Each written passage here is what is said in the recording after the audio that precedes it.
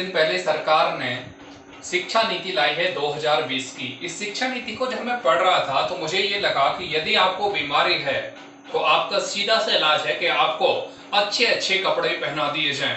जैसे जैसे आप शिक्षा नीति को पढ़ते हैं, ऑफिशियल वेबसाइट पर है, आप एजुकेशन मिनिस्ट्री की ऑफिशियल वेबसाइट पर इसको देख लेंगे। तो जैसे जैसे आप इसको पढ़ेंगे तो आपको लगेगा कि भारत में सच में शिक्षा को लेकर रेवोल्यूशन आने वाला है, क्रांति आने वाली है। लेकिन इस वीडियो को आप ध्यान से देखें, मुझे कई सारी खामियां इसमें दिखी हैं, या यूं कहें कि एक ख्याली पुलाव टाइप का ये नीति है। तो चलिए शुरू करते हैं। पहले कुछ हिस्ट्री देख लेते हैं, किस तरह से सन जो है वो इंपॉर्टेंट होंगे। तो आपका भी मुझे ध्यान है क्योंकि आपको ये काफी इंपॉर्टेंट टॉपिक होगा। लगभग सारी प्रतियोगी परीक्षाओं में इसके क्वेश्चन इतिहास रहे हैं, क्योंकि प्रतियोगी परीक्षाओं में सबसे ज्यादा इंपॉर्टेंट फैक्ट रहेंगे। तो सन 1948 में यूनिवर्सिटी एजुकेशन कमीशन बना था। इसके बाद पहली जो शिक्षा नीति आई थी वो आई थी 1968 में। 1968 के बाद दूसरी शिक्षा नीति आई 1986 में, और इसका थोड़ा बहुत संशोधन हुआ 1992 में, और तीसरी शिक्षा नीति आई है 2020 में। 2020 की जो शिक्षा नीति है उसमें मुख्य रोल अदा किया है डॉक्टर के कस्तूरी। कौन सा सन होगा जब ये जो शिक्षा नीति है वो लागू हो गई जाएगी? तो सरकार ने दावा किया है कि वर्ष 2022-23 में यदि सब कुछ ठीक रहा, सब कुछ ठीक का मतलब यदि कोरोना हट जाता है, कोरोना की जो पेंडेमिक है वो खत्म हो जाता है, तो वर्ष 2022 और 23 तक ये लगा दी जाएगी। तो इसके लाभ या मेरी नजर में हानि उन स्टूडेंट को मिल जाएगी। अब सरकार के दावे करते हैं जो सरकार ने दावे किए हैं। पहला दावा बहुत ही अच्छे तरीके से किया है। सरकार ने दावा किया है कि 2.5 लाख ग्राम पंचायतों से उसने इस पर सलाह ली है, मतलब पंचायत स्तर तक सलाह ली गई है। इसके अलावा केंद्र राज्य के अधिकारियों के अलावा आम आदमी से भी पूछा गया है कि आप किस तरह की शिक्षा चाहते हैं। इसके अलावा दावा किया गया है कि इसमें 1,25,000 लोगों ने अपना मत दिया है एजुकेशन के बदलाव को लेकर। जीडीपी को लेकर भी नया दावा किया है। सरकार ने दावा किया है जो 3% जीडीपी दर थी, अब शिक्षा के लिए कुल जीडीपी का 6% खर्च किया जाएगा। क्लियर है? इसके अलावा स्कूल फीस पर भी अंकुश लगाया जाएगा कि जो भी स्कूल फीस ज्यादा लेते हैं उन पर अब कार्रवाई हो सकती है। एजुकेशन पॉलिसी जिसे हम NEP 2020 के नाम से जानते हैं, उसमें आपने एक फॉर्मूला सुना होगा 5+3+3+4 फॉर्मूला। अब वो क्या है उसको जरा समझना। एक्चुअल में ये स्टेज है। पहली स्टेज है फाउंडेशन स्टेज।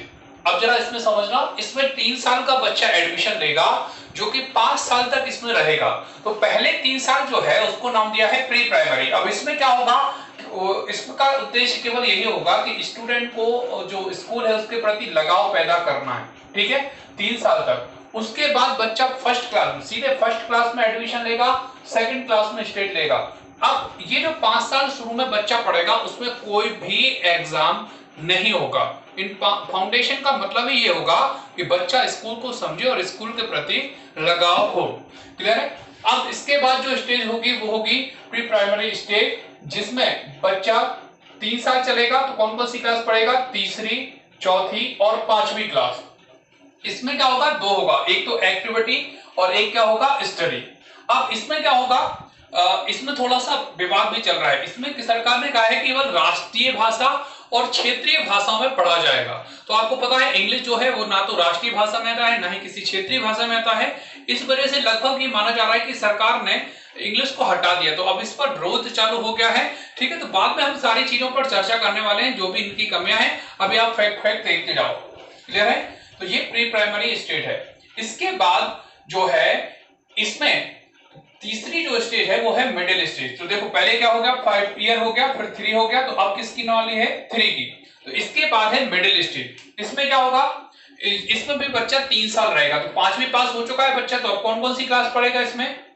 6वीं, 7वीं और 8वीं। क्लियर है? ऊपर देख लेते हैं, ये दो बार लिख दिया मैंने। क्लियर है? तो ध्यान से देखना जरा यहाँ पर 6वीं, 7वीं, 8वीं। तो इसमें क्या होगा, सबसे पहली बात कंप्यूटर आ जाएगा। अब ये बहुत ही बड़ा चेंजेस है, इसको समझना जरा। वोकेशनल कोर्स, इसमें क्या होगा, बच्चों को यदि सिलाई, माली के काम या बढ़ई के काम में इंटरेस्ट है, वो चाह रहा है कि नहीं यार मैं टेबल अच्छे से बना सकता हूँ, मैं पेड़ों की देखरेख बहुत अच्छे से कर सकता हूँ, तो उसको कोर्स करने बोलेगा कौन सी क्लास में? 6वीं 7वीं 8वीं में। अच्छा, इसके नंबर भी जुड़ेंगे, ये बहुत बड़ा चेंजेस होने वाला है। क्लियर है? जैसे उसको नहीं पढ़ना मैथ्स वगैरह, उसको मन नहीं लग रहा। अच्छा, ऐसा नहीं कि 6वीं 7वीं 8वीं से जो सब्जेक्ट है वो हट जाएंगे, वो तो चलेंगे, लेकिन वो ये सब्जेक्ट लेकर भी अपने परसेंट को सुधार सकता है। क्लियर है? क्योंकि इसके भी नंबर जोड़ने वाले हैं। ठीक है, अब इसमें ये रहेगा कि कोई भी एक राष्ट्रीय भाषा आपको पढ़नी ही होगी। क्लियर है? इसमें आपको मिडिल जो स्टेज है उसमें आपको कोई भी प्राइमरी भाषा पढ़नी ही होगी। अब बात करते हैं 5+3+3 के बाद, देखो फिर से एक बार रिवाइज करा दे रहा हूं। 5 में क्या हो जाएगा? फर्स्ट एंड सेकंड क्लास, 3 साल का प्री प्राइमरी। इसके बाद थर्ड फोर्थ और फिफ्थ इस क्लास में हो जाएगा। इसके बाद कौन कौन सा हो जाएगा? 6 7 एंड 8।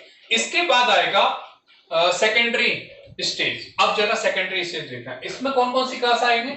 इसमें 4 क्लास आएंगी, 9वीं 10वीं 11वीं और 12वीं। अब पहला चेंजेस तो इसमें यही होने वाला है कि बच्चे को हर 6 महीने में पेपर देना होगा।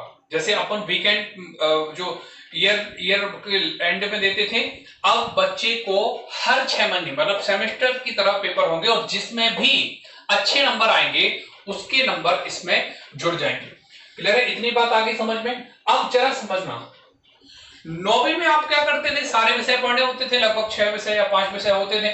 लेकिन अब क्या होगा? जैसे मैथ्स मुझे पसंद नहीं है, तो 9वीं क्लास से आप उसको जनरल मैथ्स से ले सकते हैं, है ना? मैन रहेंगे सब्जेक्ट और कुछ जनरल रहेंगे, जैसे हिंदी और इंग्लिश आपने देखे होंगे। तो अब जो जनरल मैथ्स रहेगी तो उसके नंबर जो है वो परसेंटेज पर प्रभाव नहीं डाल पाए, ये भी आप ध्यान रखना।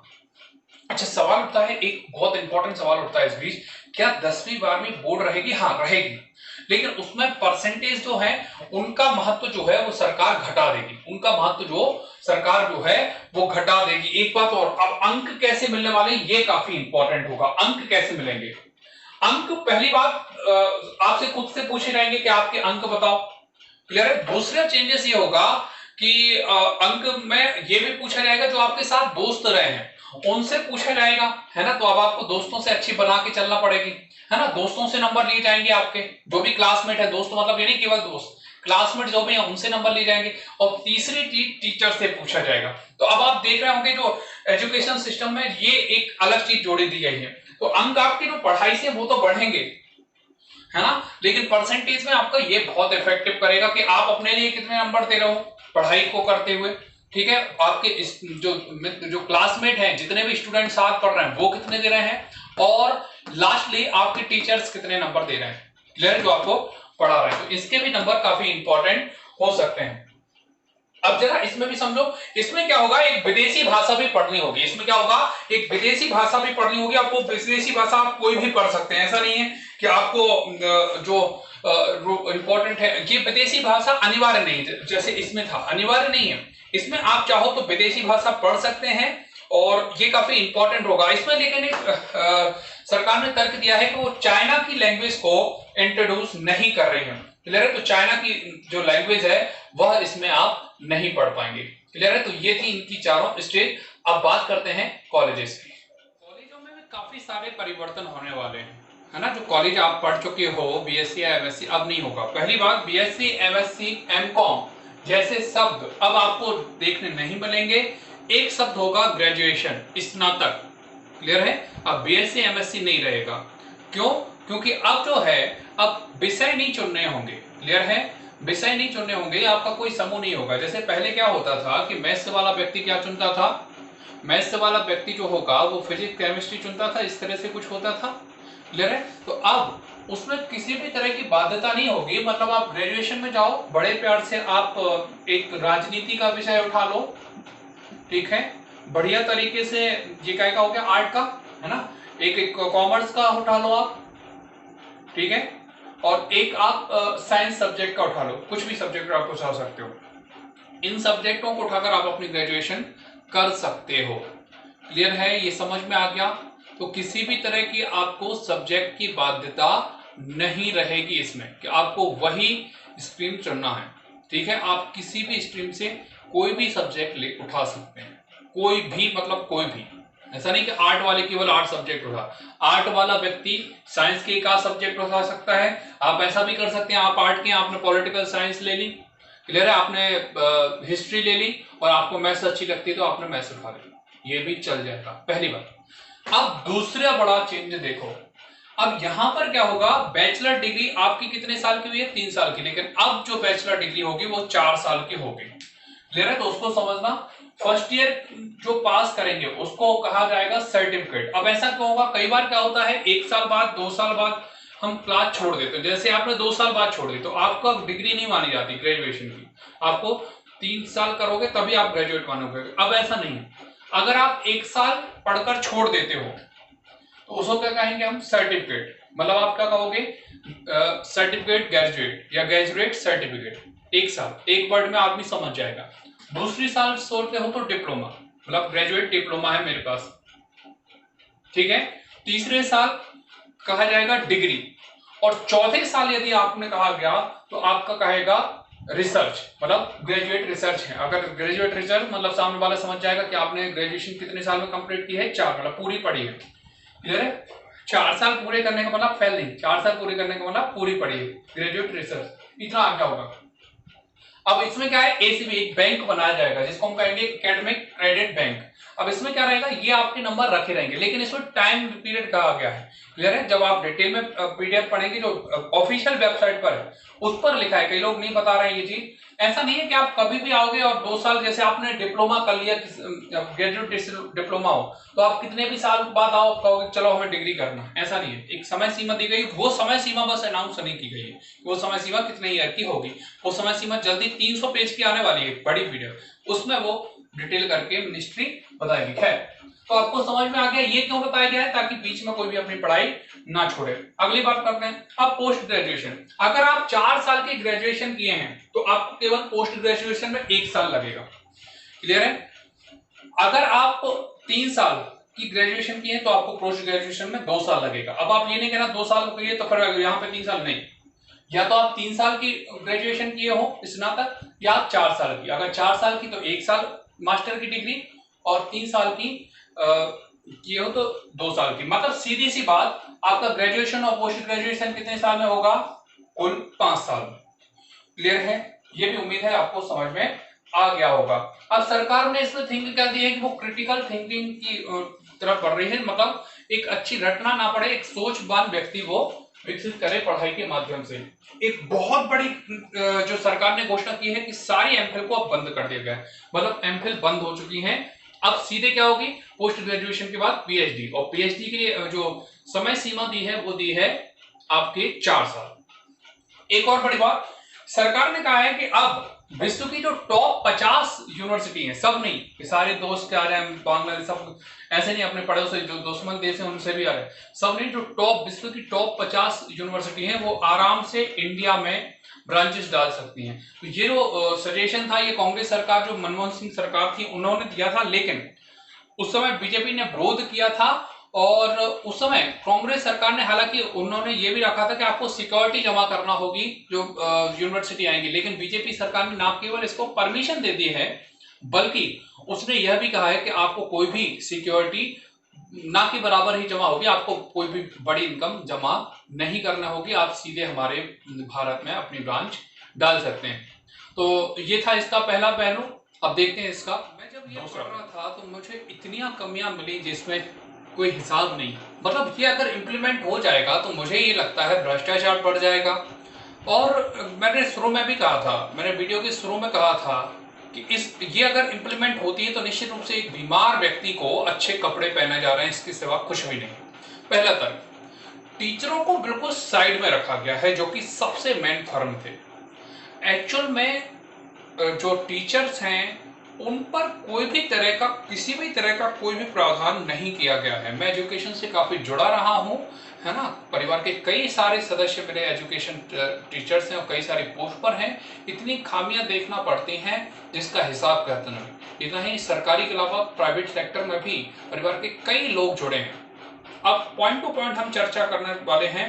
पहली बात है, इसमें टीचर के जॉब को लेकर कोई भी घोषणा सरकार ने नहीं की है। अब ये देखिए, आप इतनी सारी घोषणाएं कर रहे हैं बच्चों पर, ये करेंगे वो करेंगे, इतनी सारी, लगभग एक क्लास भी बढ़ा दी है, तो 17 साल में सेकंड 12वीं पास होता था, अब 18 साल में होगा। तो आपने किसी भी तरह की टीचर्स की जॉब को लेकर कोई घोषणा नहीं की है कि हम टीचर के लिए जॉब किस तरह से प्रोवाइड करेंगे, या इसमें स्पष्ट रूप से यह अभी तक नहीं है कि आखिर टीचर को ट्रेनिंग किस स्तर पर होगी। क्लियर है? और उससे भी बड़ी बात, क्या टीचरों की निगरानी हो रही है? आप जरा कल्पना करो, कौन से टीचर की निगरानी हो रही है? या कॉलेजेस में तो हालत खराब है, यूनिवर्सिटी में और ज्यादा हालत खराब है ना। जैसे जैसे आप स्तर बढ़ाएंगे तो केवल और केवल पैसों के अलावा और कुछ भी नहीं हो रहा है। क्लियर है? इसके अलावा बात करें जीडीपी, अब जरा समझना, कॉलेजों में आपको जानकर आश्चर्य होगा, सरकार हर साल बहुत सारी चीजों की खरीदारी के लिए पैसा देती है। कई बार वो चीजें खत्म भी नहीं होती और पैसा आ जाता है, तो वो पैसा कई बार वापस नहीं जाता है और वो पैसा यहाँ वहां होता ही रहता है। क्लियर है? इसके अलावा जरा एक बार और समझो कि अगर बात करें 5th क्लास में इंग्लिश मीडियम को लेकर, तो अब सरकार ये तर्क दे रही है कि 5th क्लास तक इंग्लिश मीडियम रहेगा। ठीक है, इससे असमानता नहीं आएगी, क्योंकि आप आधे स्कूल को छोड़ दे रहे हो कि आपने इंग्लिश लेना हो ले लो, और बाकी कह रहे हो कि अपना रीजनल और राष्ट्रीय लैंग्वेज में चलाओ। तो उससे क्या होगा कि जो स्कूल कॉलेज इंग्लिश की तरफ बढ़ जाएंगे, तो निश्चित रूप से एक कड़वा सच है कि विदेशी जॉब जो है वो उनको ज्यादा मिलेंगी। क्लियर है? जो इंग्लिश की तरफ, क्योंकि ये टिल 8th तक है, एक्चुअल में 5th तक उसमें अनिवार्यता टाइप का दिया गया, और उसने सरकार ने तर्क किया कि आप चाहें तो 8वीं तक इसको खींच सकते हैं। तो जो बच्चा सीधी 9वीं क्लास में पढ़ेगा और 9वीं क्लास में भी आपको चूज सब्जेक्ट है, तो वो इंग्लिश से एक तरफ से हट जाएगा। तो आप सोच सकते हैं किस तरह की। और चाइना और भारत में एकमात्र तो प्लस पॉइंट यही था ना कि हम विदेशी जॉब भी ले लेते थे। क्लियर है? तो ये भी समझना होगा। अगली बात, जब आप विदेशी यूनिवर्सिटी को बुला रहे हैं तो उनकी फीस हाई फाई होगी, तो बच्चा लोन लेगा। प्रॉफिट किसको होने वाला है? विदेशी यूनिवर्सिटी। तो क्या आप कोई टाई अप करें कि जॉब ही देगा? कोई भी यूनिवर्सिटी टाई करके नहीं देगी कि वो आपको जॉब ही प्रदान करेगी। वो कहेगी पढ़ाएंगे, अगर लड़का अच्छा होशियार होगा तो जॉब ले लेगा। तो अब इसका कोई तर्क नहीं होता कि वो कितना होशियार है, क्या कैसा है। क्लियर है? तो ये भी काफी इंपॉर्टेंट है। अगली बात, कंपटीशन में जो है वो भी जैसे स्ट्रीम होते हैं कि मैं आर्मी ऑफिसर या ग्रेड 1 ऑफिसर का जब आप फॉर्म भरेंगे तो अधिकांश में साफ साफ लिखा है, जैसे अभी एयरफोर्स ऑफिसर है उसका अगर आप नोटिफिकेशन पढ़ेंगे उसमें साफ साफ लिखा है मैथ्स केमिस्ट्री फिजिक्स। अब जरा समझना, यदि कोई बच्चा मैथ्स केमिस्ट्री ले गया और फिजिक्स वो नहीं ले पाया, क्लियर है, उसने कोई दूसरा सब्जेक्ट, तो वो उसकी तो जॉब छूट गई ना सर। वो साइंस का होते हुए भी, मैथ्स का पढ़ते हुए भी एक सब्जेक्ट के कारण वो जॉब से हाथ धो बैठा। अब इससे क्या होगा, अलग अलग स्ट्रीम, अब कम योग्यता वाला व्यक्ति भी उसमें हो सकता है जा सके। तो ये भी हमें देखना होगा कि आखिर उसमें क्या होगा कि जो टाइप किया हुआ आएगा कि ये स्ट्रीम हमें चाहिए, तो वो स्ट्रीम किस तरह से निकाल पाओगे, और वो स्ट्रीम के कितने बच्चे हो सकते हैं, उसमें 10 ही बच्चे हो तो, और आपके पास 10 वैकेंसी खाली हो, तो आप किसी को भी ले लोगे क्या? है ना? तो ये भी हमें सोचना होगा। फाउंडेशन कोर्स, अब ये जरा समझना, ये सरकार के पीडीएफ में लिखा है, जो शुरू का 5 साल का फाउंडेशन, और ये सबसे बड़ा बिग पॉइंट है, शुरू का जो 5 साल का फाउंडेशन कोर्स है उसमें के लिए आंगनबाड़ी कार्यकर्ता पढ़ाएंगे, मतलब जॉब की क्लासिंग, जॉब घट जाएंगे। क्लियर? जो आंगनबाड़ी कार्यकर्ता ऑलरेडी हायर हैं वही 5 साल पढ़ाने वाले हैं। अब क्या वो आपको लगता है इतनी एजुकेटेड है आंगनबाड़ी कार्यकर्ता? सरकार ने इसमें काउंटर किया, सरकार ने कहा कि नहीं नहीं, वो तो जो 12वीं पास है उनको 6 महीने का हम प्रशिक्षण देंगे टीचर का, और जो 12वीं पास नहीं है उनको हम 1 साल का प्रशिक्षण देंगे और उनको बेहतर करेंगे। तो आप देख ही सकते हो प्रशिक्षण किस तरह से होते हैं। तो मेन मुद्दा ये है कि आप जब अपने टीचरों पर काम नहीं करोगे, उन पर कोई रेगुलर नहीं होगा, उस पर कोई ऐसा नहीं होगा। आप कल्पना करो कितना ज्यादा टीचर्स करते हैं। अब आप कल्पना करो प्रोफेसरों की जो सैलरी होती है वो कितनी लाखों में होती है, और वर्किंग का आप अगर पूछ लो तो आपको देखना पड़ेगा किस समय पहुंचते हैं, लेट भी जाते हैं, तो किसी भी प्रोफेसर आप ये नहीं पूछ सकते कब आ रहे हैं कब जा रहे हैं। क्लियर है? मैं खुद यूनिवर्सिटी का टीचर रहा हूं, तो प्रोफेसरों पे आप कुछ भी नहीं पूछ सकते कि आप कब आ रहे हैं कब जा रहे हैं। क्लियर? टीचरों पर कोई भी कार्रवाई नहीं होगी, अकेले केवल कपड़े पहना, तो मेन तो टीचर है सरकार, और टीचर ही नहीं पढ़ा रहे हैं, उन पर क्या कार्रवाई होगी? मेरा एक सुझाव है कि आप टीचरों के हर 2 साल में, जैसे आर्मी में ट्रांसफर होते हैं वो करें, वो बहुत जरूरी। जब लाखों रुपए मिल रहे हैं तो वो एडजस्ट कर सकते हैं, आप करो, क्योंकि बिना ट्रांसफर के नहीं हो पाएगा। सब एक जगह लगे रहते हैं, वहीं पर वही प्रोफेसर हो जाते हैं, एक समय वही प्रिंसिपल बन जाते हैं उसी कॉलेज के, तो निश्चित रूप से दिक्कत तो होगी, एक ही जगह पर गड़े रहेंगे। तो कोई भी डिपार्टमेंट जो इस समय भारत में अच्छी स्थिति में है, उसका मूल कारण वही है कि ट्रांसफर होते हैं। ट्रांसफर बहुत ही इंपॉर्टेंट चीज है। अच्छा, एक बात और, अभी मैं किसी सर को सुन रहा था, उन्होंने एक और बहुत अच्छा सजेशन दिया। उन्होंने ये कहा कि हर क्लास में पिछले पेज पर एक चीजें लिखो जिसमें टीचर को लेकर बातें लिखी गई, टीचर कैसा होना चाहिए, है ना। उल जलूल बातें करता है तो उसको पता होना चाहिए कि ये बैड टीचर है। टीचर की भी तो मॉनिटरिंग हो बच्चों के द्वारा, तो बच्चों की मॉनिटरिंग होती रहेगी। अब समय बदल गया है। आज मैं अगर कोचिंग चला रहा हूँ तो मैं भी फीडबैक देता हूँ, बच्चों से पूछता हूँ, मैं खुद अपने लिए भी फीडबैक लेता हूँ और उस पर कार्रवाई करता हूँ। तो जब बच्चे 10 में से 1 नंबर भी काटते हैं, उस पर कारण लिखते हैं। तो बच्चों के प्रति जो आप कपड़े पहनाते जा रहे हैं और दवाई कुछ नहीं दे रहे हैं शरीर को, उससे कुछ नहीं होने वाला। और मैं कह रहा हूं कि इस एजुकेशन पॉलिसी से कुछ नहीं होगा। 2023 में कितने भी साल लग जाए, जब तक आप जो टीचर नुमा चीज, जो इनमें शब्द नहीं आ रहा मुझे गंदा कहने का, लेकिन जो टीचर हो चुके हैं उनको सुधारना होगा आपको। क्लियर है? उन पे आप कार्रवाई तेजी से कीजिए, ट्रांसफर कीजिए, उससे अच्छा ट्रांसफर करते रहिए। आप, मैं बता दे रहा हूँ, आपको कुछ करने की जरूरत नहीं होगी। हर 2 साल में जब नया स्टाफ मिलता है तो अपने आप लोग पढ़ाते हैं। जब पहचान बढ़ जाती है फिर लोग निश्चित रूप से प्रभावित करते हैं और बिल्कुल ऑटोमेटिक कर दी, कंप्यूटराइज, उसको अपने हाथ में नहीं रखी। और रेगुलेटर जरूरी है, देख रेख बहुत जरूरी है। जंग लग चुकी है टीचरों में, सालों से पढ़ा नहीं रहे। क्लियर है? तो उम्मीद है आपको दोनों प्लस माइनस पॉइंट समझ में आ गए होंगे। क्लियर है? और बस ये है कि अब जैसे मध्य प्रदेश सरकार ने जन अभियान परिषद इंट्रोड्यूस करके रखा, तो नेता लोग सीधे उसमें घुसते हैं कॉलेजों में। तो बहुत सारी चीजें हैं। अब पैसे जब आते हैं तो उनको भी पता होता है कितने का, तो बहुत सारी पॉलिटिकल चीजें हैं। तो उम्मीद यही है कि आप अच्छी लाएंगे और जिन बच्चों ने पढ़ लिया है उन सारे तथ्यों को ध्यान रखेंगे। ये वीडियो आप साइंस दीप पर देख रहे थे। इसी तरह के वीडियो देखने के लिए चैनल को सब्सक्राइब करें। नमस्कार।